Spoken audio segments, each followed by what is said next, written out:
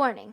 Recommended for mature audiences. Today's crime talk includes adult language, drinking, description of crime scenes, and just pure fucked up shit. Viewer discretion is advised. Hello everybody. Today we're going to be talking about Joe Metheny. I don't know very much about him personally, but my co-host does. Okay, so this man has been known for many different things, but mainly the guy who put human in barbecue. Together. Yes, he fed people human flesh mixed with like pork. Was it good?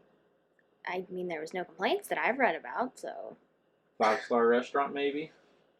Yeah, they, 5-star side of the road. On the side of the road. Okay. He made a barbecue stand on the side of the road and fed people his victims.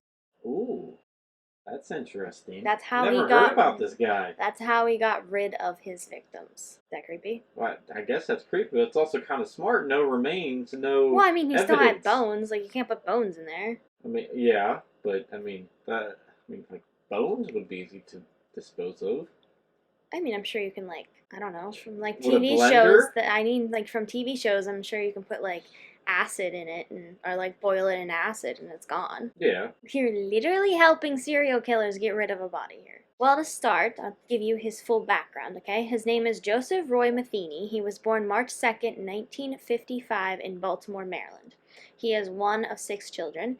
He was said to have been neglected as a child by his father, who I couldn't find his name. His father was an alcoholic who was killed in a car accident when Metheny was 6 years old. According to his attorney, it was said that his mother, Jean, had also neglected him and his siblings. Metheny said that his parents often sent him to live with other families. He stated it was a foster-like arrangement. At one point, he had falsely claimed that his mother was deceased. His mother said that they were somewhat poor and she had to work as a waitress, barmaid, and food truck driver, but she had provided her children with a normal family life, and the children had never gone hungry or been put into families, as Metheny had claimed. She said that Metheny was above average student, always polite and not mean as a child. She said that he was smart and had a good childhood. If he was neglected, it was his own fault. It was a pretty good home.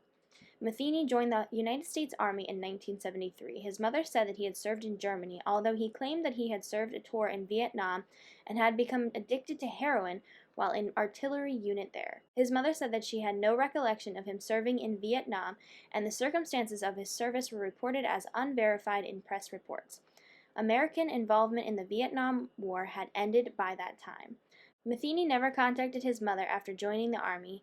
His mother said he just kept drifting further and further away. I think the worst thing that ever happened to him was drugs. It's a sad, sad story. Now here is where it gets a little confusing for me, so I researched this as much as I could, but it states that his crime spanned from 1976 to 1996. But this is from what he's saying, and I guess what everything else is saying, because it's saying that he did it from 1976 to 1996. But the only crimes I could see that he confessed to were from 1990 till 1996 when he was caught. So nothing in the past, 15 years? 14 years? 14, yeah. 14 years. So I'm not understanding how they're getting all of that, but I'll continue on. The Vietnam War was in the 70s. So right, and he joined in the 1973. But just because you were in the Army doesn't mean you were in Vietnam, technically. I mean, I get that, but there's some time that was possibly... I don't know, that seems weird that he claims... If he's claiming all of these things that he did, of putting people in meat and serving them to people and killing all these people, and he confessed everything, I would confess to everything, not just half of it, or he only confessed to a quarter of it. Yeah, but some psycho killers or like serial killers like to think or like to make them seem like they're more powerful and psychotic than they actually are. It's like Ted Bundy, or I think it was Jeffrey Dahmer. One of the serial killers, one of the popular serial killers, confessed to killing so many people, like 70 people, and there was only proof of him killing like 10. So why would you say that you killed 70 with the potential of getting 70 things put on you? He's just saying it to possibly make himself look bigger, badder, and meaner. Well, that's my point then. If he wanted to look like that, like most of them do, then he would have confessed to well, I think the he's other already, 14 years of... Well, I think he's already confessing to more than he actually did. Oh, okay. So, I don't I don't know, it's confusing when you think about it or when you listen to the full story. Metheny was ironically known as Tiny in the 1990s as he was 6 feet tall, 6 feet 1, large framed, and overweight. He had been spending most of his time in bars, living with bands of homeless men in a makeshift camp in South Baltimore. He spent the majority of his money on cocaine, heroin, and however, he held a steady job as a forklift driver and he was described as intelligent, well-spoken, and very well-mannered. At some point not stated and no name listed, he met some lady, fell in love, got married, had a baby. He was able to provide a home for them because he was a truck driver, but it was still apparent that the two were still doing drugs together. So fast forward, Joe comes home late at night and he opens up the door, turns on the light, and everything was gone. His wife and his kid, his furniture, everything was gone. She moved out and took all of their stuff. At the time, their son was 6 years old. So obviously, Joe's kicked off. Well, I would be too if my wife left me with everything. Everything to my name, everything that I worked hard to get after climbing out of drugs and being homeless and stuff. No, I mean, he's still doing drugs at this point. Oh, he's still doing drugs? Okay. Yeah, Well, maybe that's why. They're both she left. still doing drugs. They both are. They're both still doing heroin. And the wife. Yes. Oh. So okay. she's just as bad as he is. He continues on with his day today, but he was ticked off and wanted revenge. 6 months go by, but still no sign of either of them. Never really said what he did in those 6 months. I just assume worked, drugs, slept, eat, repeat. That's all I know. He needs to get his fix.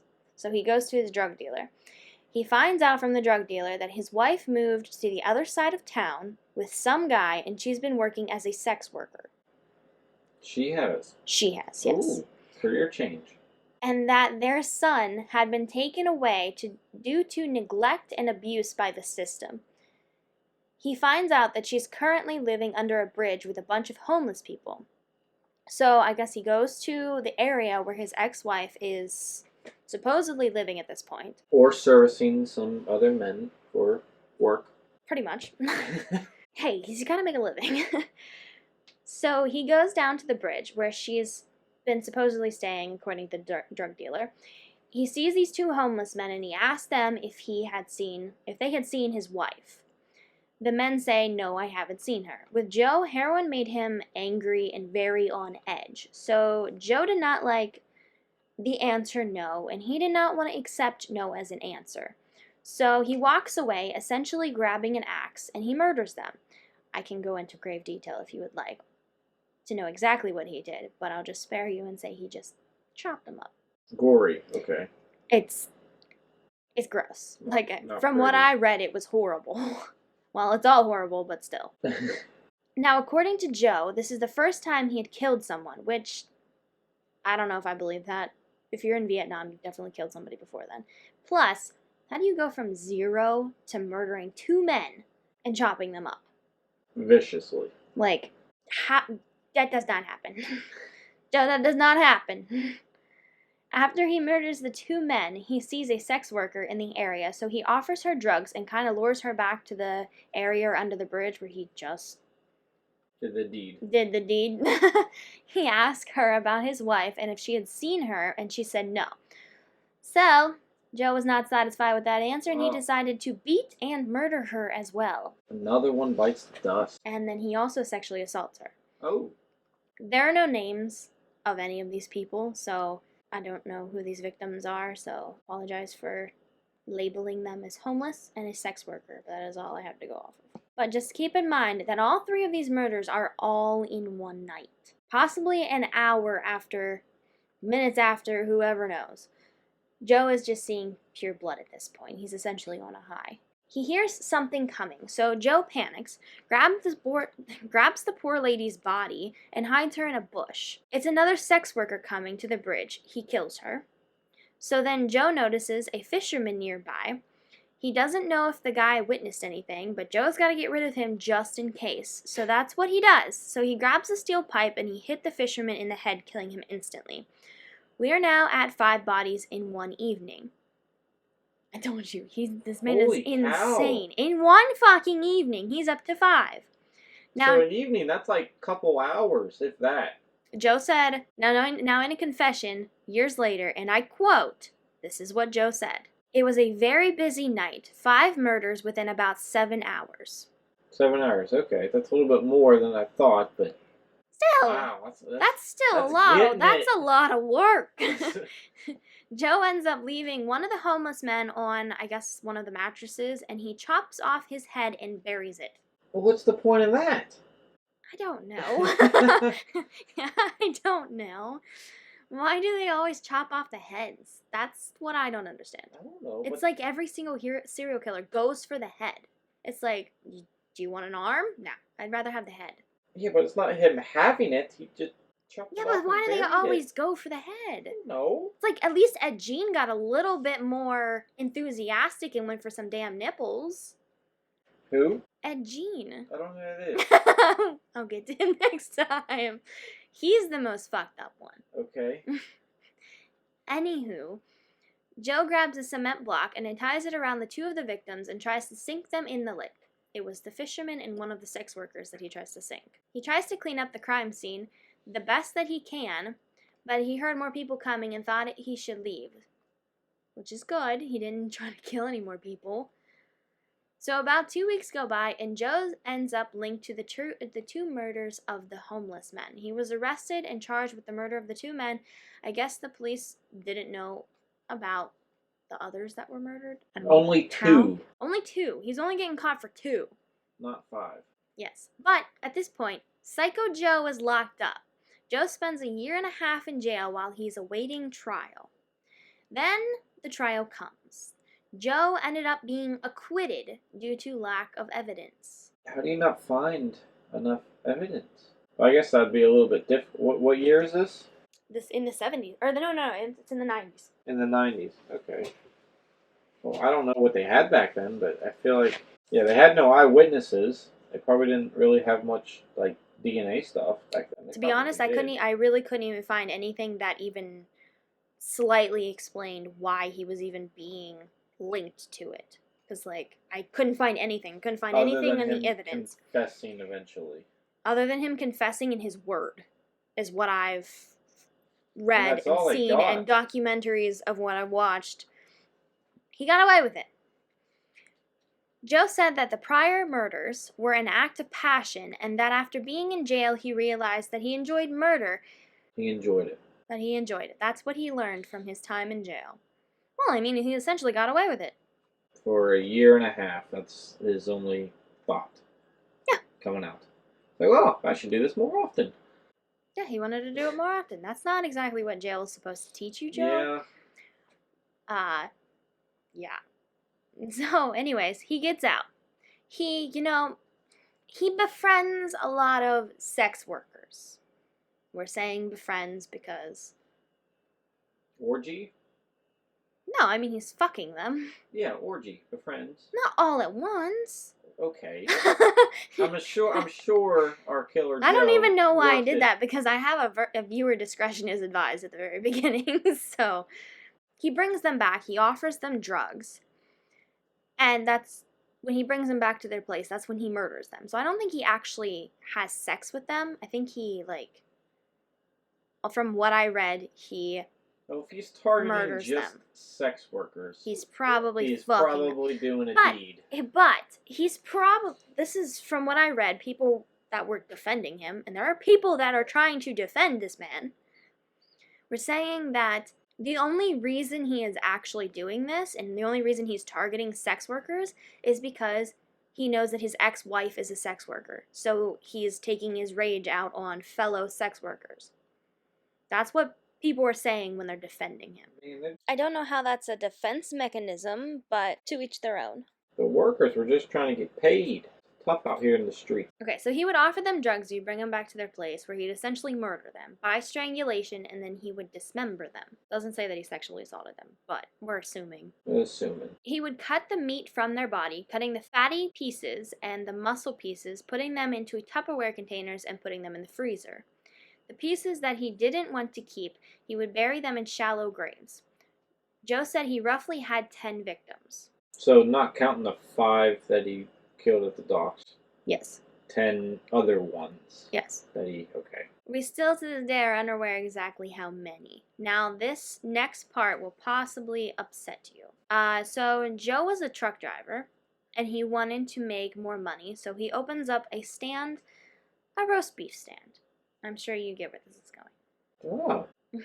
He opens up a barbecue roast beef stand on a main road where he will get lots of customers, truck drivers. A good amount of people will stop because it's like a busy main road. There's going to be truck drivers, there's going to be tourists that are driving through. And I mean, I know a lot of people who drive trucks and go from Baltimore to wherever. They drive to Baltimore a lot because it's a big area. Yeah. So can you imagine how many people this gets? Like in just in a week. He ended up making a good amount of money. No one ever complained about the sandwiches. Everyone really liked it and they really enjoyed it. So this man has found his dream job. He is sometimes truck driving, which is not a bad gig. Get to go home, kill a sex worker, which you like, and then he cuts them up and then sells them for even more money. And who doesn't like money? And he's getting rid of his He's getting rid of the evidence. Yeah. I mean, not to praise this man, but he's doing something right He's here. a thinker. He is. Okay, so what he would do was he would add the meat from the victims with the pork or the roast beef. He would mix it in, and for weeks people came to his stand. We're not sure how many people came, we're not sure for how long, but so at some point he runs out of his special ingredient. Now, this is not me being a dick saying special ingredients. From what I read, that's how he described it. It was his special ingredient. It was him adding a little bit of zest. Whatever. A special salty surprise, or No, no? I don't think skin's salty. I wasn't talking skin. No, this was Okay. human flesh. But this is my question. So human flesh, like I know that he cut out the muscle and like the meaty part. But, like, does he grind it up? Because, like, he would have to. Because, like, if you're cooking pork or something or whatever, you have to grind it up. It wasn't, like, just cutting a human thing of flesh off where it's, like, this big chunk of flesh. Like, you had to put it in, like, a grinder or something. Something to make ground meat out of. Or, Exactly. Yeah, to like, make nobody listed that anywhere. I wanted to know about that. This is my curiosity getting the best of me. So, it was a roast beef stand? It was roast beef and pork. It was like a barbecue pit thing. Barbecue pit. Okay. The amount of people that I know have barbecue pits now actually scares the shit out of me. I'm like, what are you actually serving me? So anyways, he's out of his zest. So he goes and he brings the sex worker back to his place. So he attempts to knock her out. Mind I tell you, Joe is 6'1", 460 plus pounds. Are you serious? This was what he was listed, 460 Holy plus cow. pounds. He's a big motherfucker. A big boy. He's a big dude. He's a big fucking dude. So he hits her over the head. She falls to the ground. Joe's thinking, I'm a big dude. She's probably dead. She's probably passed out. Whatever. He said he turned around for a split second and she took off running out the door. He is now thinking he says, for a second that he's thinking, oh shit. But he remembers he has a chain link fence, I believe it's 6 feet tall, around his entire area. So he's now thinking, okay, she got out, but she can't get out of the fence. But lucky for her, there was a stack of wooden pallets against the fence, so she was able to jump up onto the wooden pallets and then pull herself over the fence. So she eventually runs to the main road. She flagged out a truck driver, where she explained that a man had just tried to kill her. So the truck driver takes her to the gas station, and from there, they were able to call the police. Joe said that once she got over the fence that he knew it was over. He said he stood outside and waited for the police, and very quickly after they were there. Wow. He was caught in 1996, and he gave a pretty lengthy confession afterwards. Holy cow, man. That's fucked up. He is extremely fucked up. So he did take the police to where he murdered the first 5 victims when he was doing his confession. He said the first 5 victims, he confessed to all of them. But I guess no remains were there. So there was nothing to corroborate his story. Was it by the ocean? It was by the lake. By the lake? Okay, well maybe fish probably after a couple it years. says that he tried to put 2 of them in the lake with a cement block, but the one lady he never got charged for, and apparently he just left her in the bush. So she could still be in this bush to the day. Well, wouldn't he have showed that to her? showed that to them? Maybe. I don't know. I don't know. I guess that's why they're not really sure how many people there was, but no names, no bodies, no proof. But he was found guilty and given death from the previous murders and the attempted murder of the final sex worker. But in 2000, his sentence was overturned to 2 life sentences instead of death. At his sentencing, he requested death, and he said, and I quote, "The words 'I'm sorry' will never come out of my mouth, or they will be a lie. I am more than willing to give up my life for what I have done and have God judge me and send me to hell for eternity." He was never charged with tampering with food, which is a felony from what I know about, but there is no proof. But he told a bunch of people that was in his confession, that he served people the food. Joe told police officers, and I quote, "The only thing I feel bad about in any of this is that I didn't get to murder the 2 bastards I was really after, and that was my ex-lady and the fella she hooked up with." He also went on to say, "Next time you're driving and you see an open pit barbecue stand, think about this before you take a bite." That's what I'm going to do. Is he still alive to this day, or? In August of 2017, he was found dead at the age of 62 in his jail cell. Only 62. Well, they're saying that something actually happened and there was like an investigation on it. Sounds sketchy.